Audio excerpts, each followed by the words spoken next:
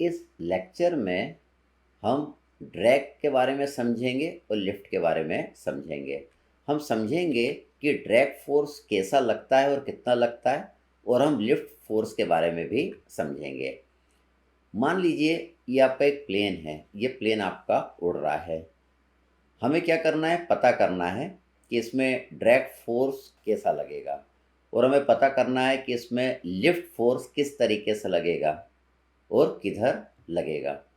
तो देखिए, जो प्लेन है इसमें जो लिफ्ट प्रोड्यूस होता है वो इसके विंग्स के थ्रू होता है, और ये जो विंग्स का शेप होता है ये एरोफॉइल शेप होता है, वो इस तरीके का शेप होता है।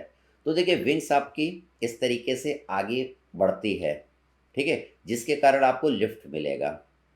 ठीक है, अब देखिए ये आगे इस तरीके से बढ़ रही है, तो ऊपर वेलोसिटी जो रहती है पार्टिकल की वो क्या रहती है, हाई रहती है, और नीचे जो वेलोसिटी आपकी पार्टिकल की रहती है वो क्या रहती है, आपकी लो रहती है। अगर यहाँ पे ऊपर वेलोसिटी आपकी हाई है तो आपका प्रेशर क्या मिलेगा, आपको लो मिलेगा, और यहाँ पे वेलोसिटी क्या लो है तो प्रेशर आपको क्या मिलेगा, हाई मिलेगा। यहाँ पे वेलोसिटी हाई क्यों है, क्योंकि यहाँ से अगर कोई पार्टिकल चला उसको यहाँ पे पहुँचना है, ठीक, तो ये जो डिस्टेंस उसको कवर करना पड़ेगा वो उसको क्या करना पड़ेगा, ज़्यादा कवर करना पड़ेगा। और यहाँ से अगर कोई पार्टिकल चला और यहाँ पे आपको पहुँचना है तो ये डिस्टेंस क्या करना पड़ेगा, कम कवर करना पड़ेगा। तो मतलब यहाँ पे जो पार्टिकल रहेगा उसकी वेलोसिटी ज़्यादा होना पड़ेगा, और यहाँ पे चूँकि कम डिस्टेंस कवर करेगा यहाँ तक पहुँचने में, इसलिए यहाँ पे पार्टिकल की वेलोसिटी क्या रहेगी, कम रहेगी। अब यहाँ पे वेलोसिटी हाई है तो प्रेशर क्या हो जाएगा, लो हो जाएगा। यहाँ पे वेलोसिटी क्या है, लो है, इसलिए नीचे प्रेशर क्या हो जाएगा, आपका हाई हो जाएगा। तो देखिए हम समझते हैं, if a body is moving and fluid is stationary, अगर बॉडी आपका मूव कर रहा है और फ्लूइड आपका क्या है, ये स्टेशनरी है, या body is stationary and fluid is moving, या बॉडी आपकी रुकी है और फ्लूइड आपका क्या है, चल रहा है, या if there is a relative motion between the body and the fluid, या बॉडी और फ्लूइड के बीच में क्या है, अगर आपका रिलेटिव मोशन है, then there will be two forces that will act on a body. तो बॉडी पे कितने फोर्स लगेंगे, टू फोर्स आपके लगेंगे। बॉडी चले फ्लूइड रुका रहे, फ्लूइड चले बॉडी रुका रहे, या इन दोनों के बीच में क्या हो, बॉडी और फ्लूइड के बीच में रिलेटिव मोशन हो, तब क्या होगा, बॉडी के ऊपर दो फोर्स लगेंगे। पहला फोर्स है आपका ड्रैग फोर्स।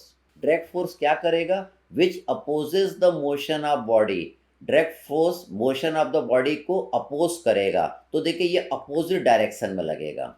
ये ड्रैग फोर्स कैसा लगता है, बॉडी के अपोजिट डायरेक्शन में लगता है, ये बॉडी के मोशन को अपोज करता है। इस बॉडी पे एक और फोर्स लगेगा जिसको हम बोलते हैं लिफ्ट फोर्स। लिफ्ट फोर्स क्या करेगा, which will lift the body in the upward direction. तो देखिए यहाँ पे प्रेशर लो है और यहाँ पे प्रेशर क्या है, हाई है, तो देखिए यहाँ पे लेफ्ट फोर्स लगेगा, हाई प्रेशर से लो प्रेशर की ओर लगेगा, ये बॉडी को क्या करेगा, ऊपर की ओर लिफ्ट करेगा। जैसे कि ये आपका प्लेन आपको नज़र आ रहा है, इसमें जो ड्रैग फोर्स लगेगा वो इस तरीके से लगेगा। इसके कारण क्या होगा, मोशन ऑफ दिस प्लेन में क्या होगा, ऑब्स्टिकल्स आएंगे, ये इसको रोकेगा ड्रैग फोर्स। और लिफ्ट फोर्स देखिए आपका इस तरीके से ऊपर की ओर लगेगा, ये प्लेन को ऊपर उठाएगा, प्लेन को ऊपर उठाएगा। अगर वेट ऑफ दिस प्लेन ज़्यादा हो जाए लिफ्ट फोर्स से तो प्लेन आपका नीचे आ जाएगा।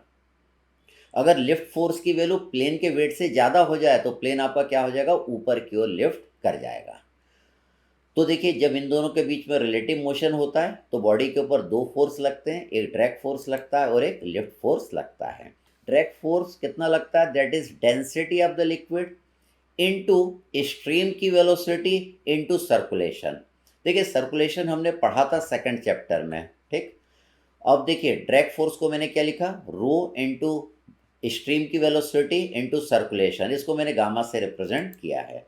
सर्कुलेशन आपका क्या होता है, it is equal to vorticity into area होता है, ठीक है, ये हम पहले पढ़ चुके हैं। तो circulation is the line integral of the velocity आपका होता है। अब हम इसको एक और तरीके से लिख सकते हैं इस सेम फॉर्मूले को, drag force F D is equal to 1/2 CD rho A C into V square. यहाँ पे वेलोसिटी को मैंने यू से रिप्रेजेंट करा, यहाँ पे वी से करा है। हम ये वाले फॉर्मूले का यूज़ किया करेंगे ड्रैग फोर्स निकालने के लिए। यहाँ पे देखिए आपको सी डी की वैल्यू दिया है। सी डी क्या है? It is the drag coefficient है, ठीक। और यहाँ पे रो क्या है? It is the density of fluid है, ठीक है। तो ये ड्रैग फोर्स का ये वाला फॉर्मूला आप ध्यान में रखिएगा।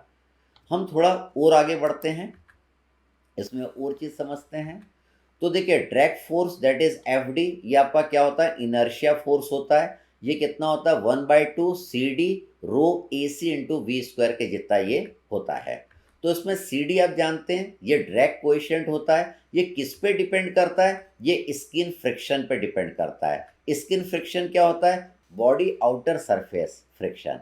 जैसे कोई भी बॉडी रहती है उसका आउटर सरफेस रहता है, ये फ्रिक्शन प्रोवाइड करता है फ्लूइड के मोशन को। फ्लूइड के मोशन पे ये आउटर सरफेस क्या करता है? फ्रिक्शन प्रोवाइड करता है। उसी फ्रिक्शन को हम क्या बोलते हैं? स्किन फ्रिक्शन हम लोग कहते हैं। सी डी आपका सेकंड किस पे डिपेंड करता है? फॉर्म ड्रैग पे डिपेंड करता है। फॉर्म ड्रैग आपका क्या होता है? Shape of the body. मतलब drag force shape of the body पे डिपेंड करता है और बॉडी के आउटर सरफेस के फ्रिक्शन पे ये डिपेंड करता है। मतलब स्किन फ्रिक्शन पे करता है और फॉर्म ड्रैग पे करता है। देखिए यहाँ पे कुछ फिगर्स हैं। जैसे कोई स्फेरिकल बॉडी है, उसके लिए जो सी डी की वैल्यू रहती है दैट इज़ 0.47 रहती है। हाफ स्फीयर रहेगी तो सी डी की वैल्यू 0.42 हो जाएगी। कोन के लिए सी डी की वैल्यू 0.5 है। क्यूब के लिए 1.05 है। एंगल क्यूब के लिए सी डी की वैल्यू 0.8 है। लॉन्ग सिलेंडर के लिए सी डी की वैल्यू 0.82 है। शॉर्ट सिलेंडर के लिए 1.15 है। देखिए जो सी डी है बहुत ही कम है, 0.04 है। बॉडी को हम स्ट्रीमलाइन क्यों बनाते हैं? ताकि ड्रैग कोएफिशिएंट की वैल्यू हमको मिनिमम मिले, रुकावट मिनिमम मिले, रुकावट आपकी मिनिमम मिले। तो सबसे कम सी डी की वैल्यू आपको मिल रही है स्ट्रीमलाइन बॉडी के लिए, दैट इज़ 0.04। अगर हाफ स्ट्रीमलाइन बॉडी है तो सी डी की वैल्यू देखिए थोड़ी सी बढ़ गई, दैट इज़ 0.09 आपका हो गया। तो न्यूमेरिकल में हमको ये सारी वैल्यू दे के रखता है। तो ध्यान रखिएगा ड्रैग कोएफिशिएंट इन दो चीज़ों पर डिपेंड करता है। आगे हम बढ़ते हैं। तो देखिए यहाँ पे एक बॉडी है। इस बॉडी को मैंने क्या करा? लिक्विड के अंदर इस तरीके से गिराया, ठीक है। तो बॉडी का वेट रहेगा, वेट नीचे की ओर लगेगा। कितना लगेगा? Weight equal to mg। तो देखिए लिक्विड के अंदर ये बॉडी इस तरीके से जा रही है, कांस्टेंट वेलोसिटी से जा रही है। तो इसके ऊपर देखिए एक विस्कस फोर्स लग रहा है, एक बायंड फोर्स लग रहा है और एक ड्रैग फोर्स भी लग रहा है। ये क्या करेंगे? बॉडी को नीचे जाने से रोकेंगे, ये ऊपर की ओर लगेंगे तीनों। तो देखिए यहाँ पे जो विस्कस फोर्स लगेगा इस बॉडी के ऊपर, जो कि आपने स्टोक्स लॉ से निकाला, वो कितना लगेगा? दैट इज 6πμ RV के जितना लगेगा। इसके ऊपर बाइंड फोर्स कितना लगेगा? That is rho into volume into g के जितना लगेगा। इसके ऊपर ये वाला फोर्स, ये ड्रैग फोर्स आपका कितना लगेगा? That is 1/2 C D rho A C into V square के जितना लगेगा। अब इसमें देखिए म्यू क्या है? Mu is the coefficient of viscosity है। इसमें आर क्या है? It is the radius of the spherical ball है। वी क्या है? It is the velocity of the ball है। बड़ा वी क्या है? बड़ा V is the volume of the ball है। रो क्या है? It is the density of fluid है, दो जगह रो की वैल्यू है, जरूरत पड़ेगी आपको।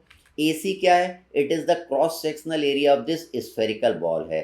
क्रॉस सेक्शनल एरिया आप कितना लिखेंगे? दैट इज πr² के जितना आप लिखेंगे। तो ये फॉर्मूले हमको थोड़ा ध्यान में रखने हैं न्यूमेरिकल करने के लिए। अब हम इस पे न्यूमेरिकल देखते हैं। Thank you.